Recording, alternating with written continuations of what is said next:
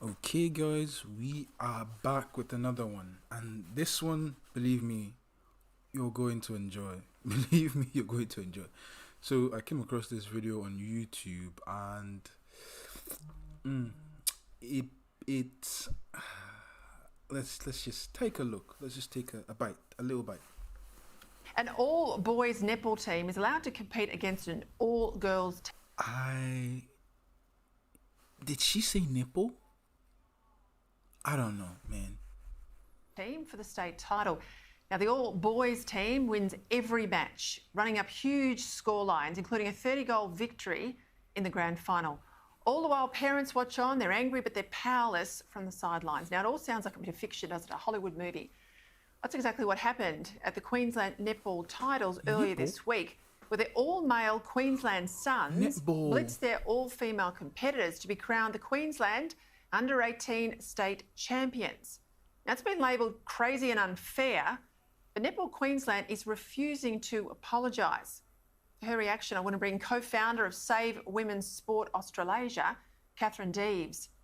Catherine, you may have been a netballer in your day. I was. I played mixed netball, but I don't know if I'd like to be in a team of women going up against a team of athletic men. Who in their right mind thought this was okay?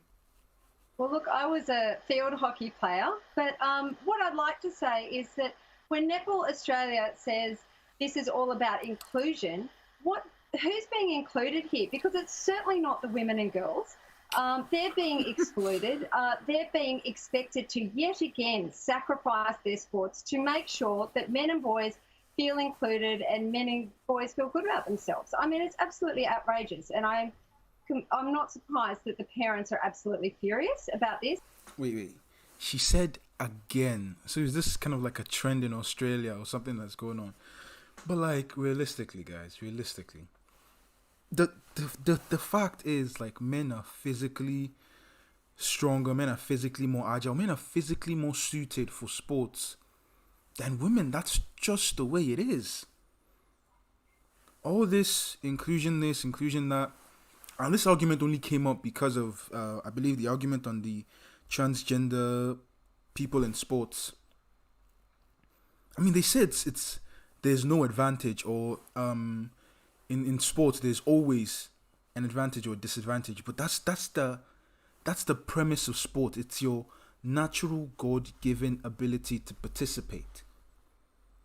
That's why they don't allow things like steroids or drugs in sport. It's based off of your natural God-given ability. Like, if you look at it in the spectrum of like schools, everyone's mental capacity is different. Would they now say, oh, because of certain people are more intelligent than others, we'll try to balance out the field and, I don't know, let some others write open book, others write closed book? It doesn't make any sense. This is the way sports has been designed to be played. Why don't they just play it?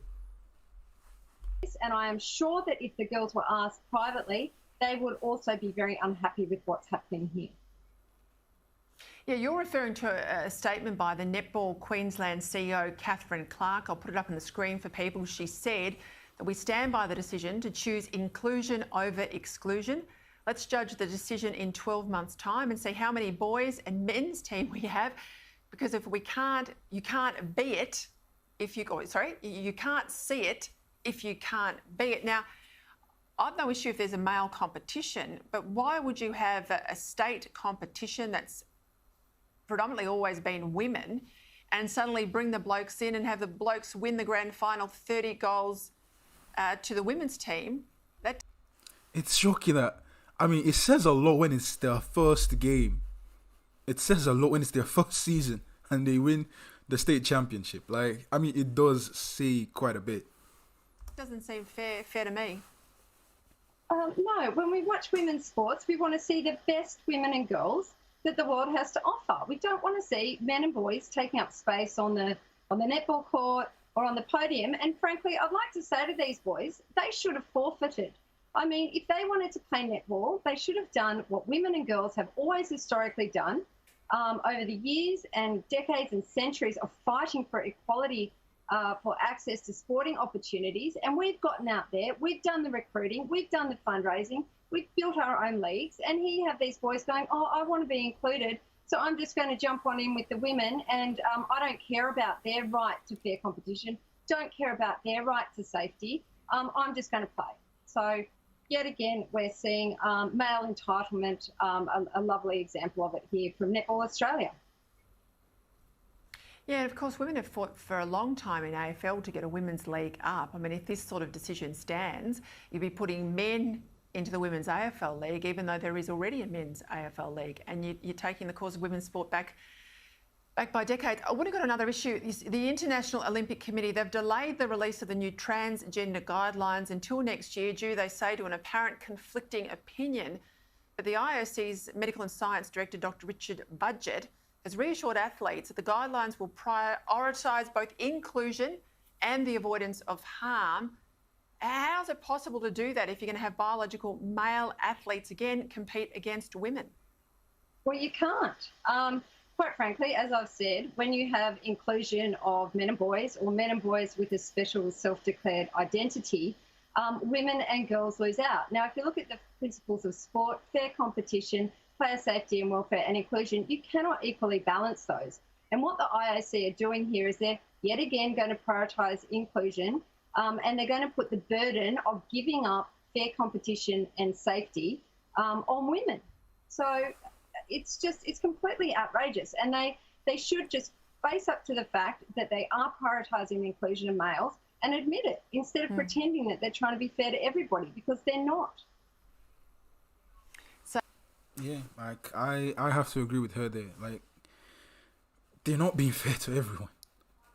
It's a disadvantage to women when men come into the sport, because it makes it a lot more difficult to compete. In some instances, it makes it impossible to compete. I mean, you could put it under the quote unquote, you're trying to be inclusive, but realistically, like, facts are facts. Facts are facts. Are there some women who are better than men in sports? Yes. But are the best men better than the best women? Usually, yes. Usually, yes. And with the way the world's going today, I mean, like, I don't know, guys. I don't know. I'd love to hear your perspective.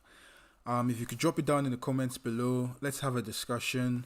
Let's see what most people think of what's going on in Australia. This is a clear-cut, real-life example. I know people would say, hypothetical situations where they say, okay, a man's going to go into a woman's sport. If he says he identifies as a woman, then he'd be allowed to play. And they say things like that can never happen. But this is kind of like a clear-cut instance of men going into women's sport under the quote of inclusion. But like, let's see how it is. Let's see how it goes. But let me know what you guys think down in the comment section below. And till the next video, like, subscribe, share the video. Let's grow this community. Let's have a real discussion. Till the next episode. Peace.